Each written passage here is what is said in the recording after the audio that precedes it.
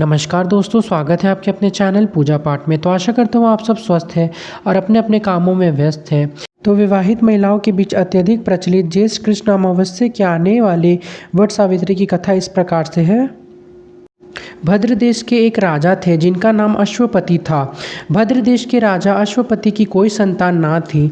उन्होंने संतान की प्राप्ति के लिए मंत्र उच्चारण के साथ प्रतिदिन 1,00,000 आहुतियाँ दी। 18 वर्षों तक यह क्रम जारी रहा।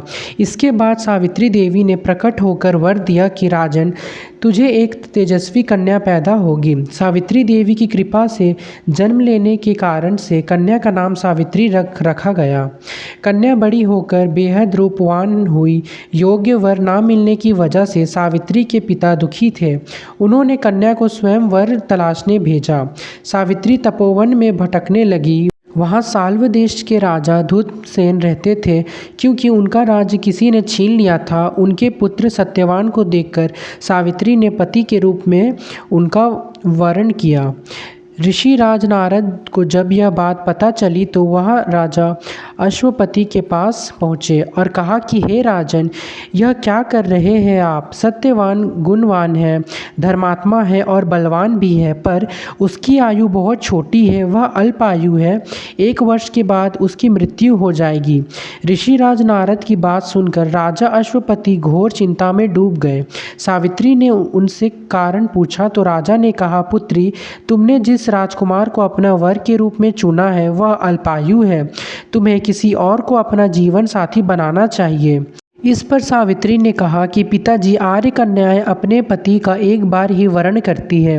राजा एक बार ही आज्ञा देता है और पंडित एक बार ही प्रतिज्ञा करते हैं और कन्यादान भी एक ही बार किया जाता है। सावित्री हठ करने लगी और बोली, मैं सत्यवान से ही विवाह करूंगी। राजा अश्वपति ने सावित्री का विवाह सत्यवान से कर दिया।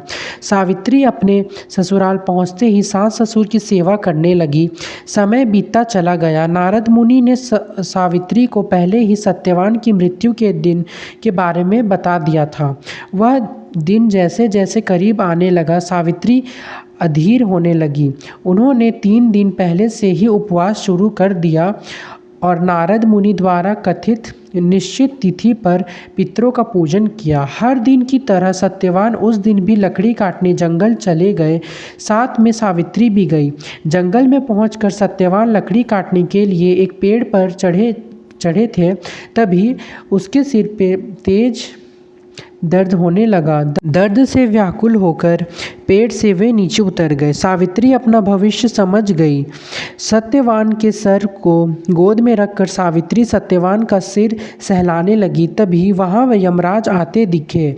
यमराज अपने साथ सत्यवान को ले जाने लगे। सावित्री भी उनके पीछे पीछे चल पड़ी। यमराज ने सावित्री को समझाने की कोशिश की कि यही विधि का विधान है, लेकिन सावित्री नहीं मानी। सावित्री की निष्ठा और पतिपरायण को देखकर यमराज ने सावित्री से कहा कि हे देवी, तुम धन्य हो, तुम मुझसे कोई भी वरदान मांगो। सावित्री ने कहा कि मेरे सास ससुर वनवासी और अंधे हैं, उन्हें आप दिव्य ज्योति प्रदान करें। यमराज ने कहा, ऐसा ही होगा, जाओ, अब लौट जाओ। लेकिन सावित्री अपने पति सत्यवान के पीछे पीछे चलती रही। यमराज ने कहा, देवी, तुम वापस जाओ। सावित्री ने कहा, भगवान, मुझे अपने पति देव के पीछे पीछे चलने में कोई परेशानी नहीं है। पति के पीछे चलना मेरा कर्तव्य है। यह सुनकर उन्होंने फिर से उसे एक और वर मांगने के लिए कहा। सावित्री बोली, हमारे ससुर का राज्य छिन गया है और उसे पुनः वापस दिला दे। यमराज ने सावित्री को यह वरदान भी दिया और कहा, अब तुम लौट जाओ। लेकिन सावित्री पीछे पीछे चलती रही। यमराज ने सावित्री को तीसरा वरदान मांगने को कहा। इस बार सावित्री ने 100 संतानों और सौभाग्य का वरदान मांगा। यमराज ने ये भी वरदान उन्हें दे दिया। सावित्री ने यमराज से कहा कि प्रभु, मैं एक पतिव्रता पत्नी हूँ और आपने मुझे पुत्रवती होने का आशीर्वाद दिया। यह सुनकर यमराज को सत्यवान के प्राण छोड़ने पड़े। यमराज अंतर्ध्यान हो गए और सावित्री उसी वट वृक्ष के पास आ गई जहाँ उसके पति का मृत शरीर पड़ा था।